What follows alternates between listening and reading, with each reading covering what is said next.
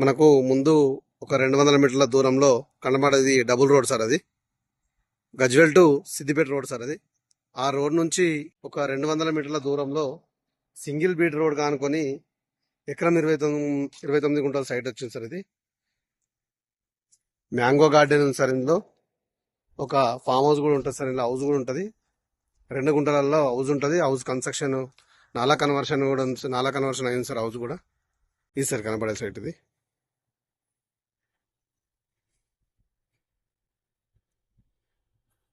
చెట్లు కూడా మంచిగా ఉన్నాయి సార్.